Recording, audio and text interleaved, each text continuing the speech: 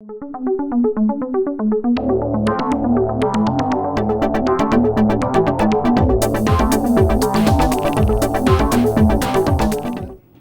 et bienvenue pour cette nouvelle édition de Bourdeaux News.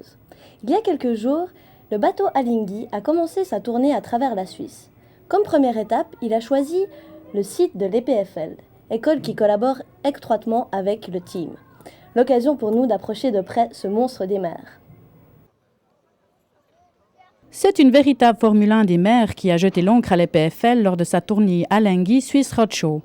Une opportunité de rencontrer un personnage clé qui travaille dans l'ombre du team Alinghi. Je suis coach en mer. Mon rôle consiste à suivre l'équipe lors de nos périodes de test.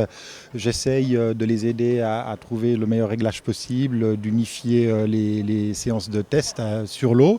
Et pendant les périodes de course, alors j'observe plutôt nos adversaires et puis je reviens le soir avec des informations que je partage au sein de l'équipe afin de préparer notre tactique et stratégie du lendemain. Qu'est-ce qu'il y a d'important à voir sur le bateau que vous nous présentez aujourd'hui derrière ?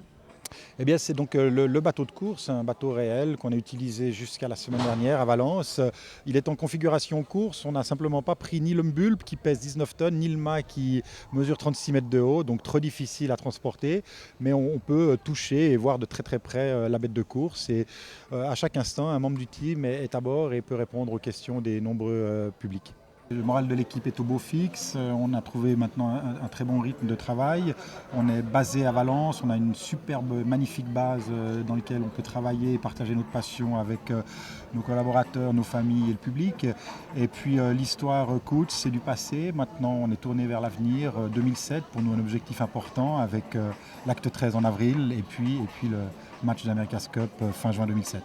Nous avons fait cette halte à l'EPFL pour marquer notre relation et collaboration avec cette fabuleuse école. Je ne pourrais pas vous dire combien de personnes sont impliquées, mais en tout cas plus d'une cinquantaine dans différents secteurs tels que les matériaux, l'aérodynamisme, les algorithmes, la visualisation et déformation des tissus. Donc ces personnes-là sont en relation journalière avec nos ingénieurs de Valence. On travaille au jour le jour avec plusieurs laboratoires de l'école. Les informations vont et viennent sur Valence, entre Valence et Lausanne. Et pour nous, c'était important de faire une halte ici même à Lausanne, dans ce site de l'EPFL. Alors on leur souhaite bon vent pour l'America's Cup de 2007. La semaine dernière, je vous annonçais un casting. Eh bien, cette semaine, une autre maison de production lausannoise est à la recherche de 2 jeunes filles âgées entre 16 et 22 ans, ainsi que d'un garçon âgé entre 16 et 23 ans, pour le tournage d'un film court-métrage de Germinal Rowe. Vous êtes intéressé ? Alors envoyez une photo, ainsi que vos coordonnées complètes, votre âge et vos disponibilités pour le mois d'octobre par email à rosacasting@hotmail.com. Si vous ne savez pas quoi faire ce week-end, ne cherchez plus. Ce samedi, durant toute la journée, se tiendra au parc de Montbenon le Festival des sports d'arène, avec au programme entre autres démonstrations de capoeira, animations musicales, mets du terroir suisse et spécialités sénégalaises et brésiliennes. Bref, de quoi passer une journée haute en couleurs. Si vous êtes à la recherche d'une autre ambiance, toujours samedi à partir de 17h30 se tiendra dans les jardins du château de Morges un dîner-concert Jazz and Blues.